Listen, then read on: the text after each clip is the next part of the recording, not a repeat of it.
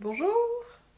Alors nous revoilà, je vous avais dit dans la précédente vidéo qu'on allait parler du statut de micro-entrepreneur, puisque c'est un statut qui intéresse beaucoup de monde, dont on entend parler régulièrement, et on ne sait pas toujours bien ce que c'est, donc voilà.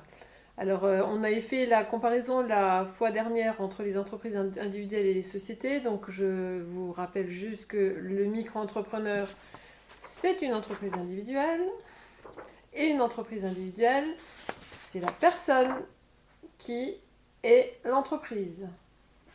Donc si vous voulez avoir un peu plus d'informations là-dessus, vous pouvez revenir sur la vidéo précédente. Le micro-entrepreneur, je répète, c'est une entreprise individuelle, donc ça veut dire que on est en responsabilité illimitée puisque c'est la personne qui est l'entreprise et que son patrimoine est confondu, son patrimoine professionnel est confondu avec son patrimoine privé. Voilà, ça c'est la première grande chose à savoir sur le micro-entrepreneur. Alors, à qui il s'adresse ce statut? Alors, beaucoup de personnes peuvent être intéressées par ce statut. Ça peut très bien être quelqu'un qui a envie de créer une activité, qui n'est pas tout à fait sûr de lui encore, qui se dit ben moi je vais tester cette activité et donc pour tester cette activité, eh ben, je vais aller vers le statut de micro-entrepreneur. Ça, c'est une première chose. La deuxième situation dans laquelle souvent on se retrouve avec un statut micro-entrepreneur, c'est quand on est déjà salarié, on a son activité principale, un revenu déjà salarié ou autre qui tombe tous les mois et qui nous permet de vivre et on développe une petite activité en se disant, bah voilà, moi je veux rester dans une activité où je ne vais pas développer vraiment, je vais faire un petit chiffre d'affaires, c'est juste un petit complément. Dans ce cas-là, le micro-entrepreneur est tout à fait adapté. Ça peut être aussi un retraité, un fonctionnaire ou un étudiant qui a besoin de payer ses études. Il y en a qui payent leurs études. Ou alors, si c'est maman et papa qui payent, eh ben, ça sera de l'argent de poche, et tant mieux. Voilà, ça peut être aussi des gens qui sont un petit peu créatifs et qui ont des idées et qui se disent oh ben je sais pas trop moi si c'est fait pour moi l'entreprise donc je vais me mettre en micro-entrepreneur et je vais tester mon produit et dans ce cas-là ça peut être aussi très intéressant le micro-entrepreneur. Alors évidemment il y a des limites. Alors on sait que le micro-entrepreneur ne s'adresse pas à toutes les activités. Pour savoir si votre activité rentre dans le cadre du micro-entrepreneur, vous pouvez aller sur le site de l'auto-entrepreneur.fr, qui est le site officiel en fait de l'auto-entrepreneur, et vous allez pouvoir voir si votre activité rentre dans le cadre du micro-entrepreneur. Alors, on a des particularités qui sont propres à ce statut. Entre autres, la limite de chiffre d'affaires. Donc on en a tous entendu parler. Alors je vais faire une précision là parce que nous sommes le 17 novembre je crois 2017, voilà. Donc on est encore en 2017 et pour l'instant je vous parle des chiffres et des conditions du micro-entrepreneur pour 2017. Je ne vous parle pas pour l'année prochaine parce qu'on sait qu'il y a beaucoup de choses qui se passent en ce moment, il y a beaucoup de changements qui sont à venir là dans les prochains mois ou dans les prochaines semaines même. Et on ne sait pas, on n'a pas encore toutes les informations claires et officielles. En tout cas, le chiffre d'affaires, les limites de chiffre d'affaires peuvent changer très prochainement et peut-être début d'année. Voilà, alors en tout cas, les limites, les chiffres que je vous donne et toutes les informations que je vous donne sont pour 2017. Donc, on a plusieurs limites de chiffre d'affaires. Si vous faites de la vente c'est j'achète des produits et je les revends. D'accord? Dans ce cas-là, on va être dans une limite de chiffre d'affaires de 82 800. Je suis en face là? Oui. 82 800. Si vous faites de la vente de services, de prestations de services, la limite de chiffre d'affaires est de 33 200. Ça, ce sont des chiffres qui sont donnés à l'année. Et l'année du micro-entrepreneur, c'est une année civile, donc c'est une année qui va du 1er janvier au 31 décembre. Donc ce chiffre est sur 12 mois. Si maintenant vous décidez de démarrer par exemple le 1er décembre prochain, il vous restera un mois sur l'année. Donc ça sera évidemment pas 33 200 ou 82 2800 de limite de chiffre d'affaires, mais ces chiffres seront à proratiser sur l'année. Je vous donne un exemple. Vous démarrez en prestation de service le 1er décembre.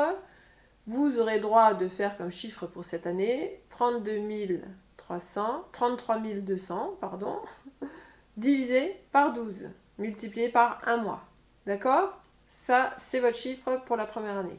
Pour l'année prochaine, les plafonds seront ceux-là, si évidemment ces plafonds sont maintenus pour l'année prochaine.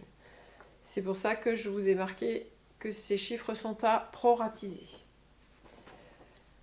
Une deuxième particularité du micro-entrepreneur, c'est la franchise de TVA. Ça veut dire que le micro-entrepreneur est considéré comme un particulier du point de vue de la TVA. Il ne peut pas ni facturer la TVA à ses clients, ni récupérer la TVA sur ses achats. Tous les achats qu'il va faire, toutes les charges qu'il aura pour l'entreprise, il va payer la TVA, mais il ne pourra pas la récupérer comme dans n'importe quel autre statut d'entreprise. Ça, c'est très important. Il y a des règles pour cela. On doit, sur toutes les factures et sur tous les devis, mettre une mention qui s'appelle TVA non applicable, article 293B du CGI, Code général des impôts. Donc, je répète pour ceux qui n'ont pas suivi tout de suite. TVA non applicable, article 293B du CGI. Cette mention est obligatoire sur tous les devis et toutes les factures. C'est compris, ok. Au niveau des cotisations sociales, alors le micro-entrepreneur est un entrepreneur individuel. Il va, donc c'est ce qu'on appelle du point de vue social un travailleur non salarié, dans nos jargons on appelle ça un TNS. Il va donc cotiser au RSI. Ça, tout le monde le sait. On en a déjà assez entendu parler. Le RSI, c'est quoi? C'est le régime social des indépendants. Nous, Évolution, nous sommes à la Chambre, petit village lorrain, nous faisons partie de la Moselle et l'Alsace et la Moselle ont un régime social à part, entre autres le régime local. Et nous avons droit ici à des remboursements de sécurité sociale de 90% et d'autres avantages qui sont dus à un droit qui s'appelle droit local qui date des guerres qu'on a faites. Voilà. On n'en parle plus, c'est du passé. Donc en tout cas, il reste des traces de ça et le fait de passer au RSI fait passer directement le micro-entrepreneur au régime général, donc au même régime que les autres départements de France, et donc des remboursements de sécurité sociale à 70%. Donc ça, c'est important de le savoir pour les gens qui sont en Alsace-Moselle. Pour les autres personnes, ça va rien changer. Pour les personnes qui sont en dehors de l'Alsace et de la Moselle, ça ne change rien au niveau de votre protection sociale. Ça changera par contre par rapport à la protection sociale des salariés si vous étiez salarié avant. Mais ça, on en parlera à un autre moment, parce que je ne peux pas tout vous dire d'un coup, c'est trop compliqué. C'est surtout pas trop compliqué, mais c'est surtout, il y a surtout beaucoup de choses et je préfère vous donner des informations au fur et à mesure pour que vous puissiez bien les intégrer tranquillement. Ça, c'est la protection, votre protection sociale du point de vue de la sécurité sociale. Donc, les taux, vous les trouvez là-dessus. En vente de marchandises, on va cotiser à 13,1% du chiffre d'affaires. En prestation de service, on va cotiser à 22,7% du chiffre d'affaires. Et si vous êtes dans une profession libérale, vous cotiserez à 22,5% du chiffre d'affaires. Ça, c'est pareil, c'est une notion sur laquelle je reviendrai peut-être dans une autre vidéo pour vous donner un petit peu plus d'informations. Du point de vue des impôts, on est à l'impôt sur le revenu. Impôt sur le revenu. C'est encore notre jargon.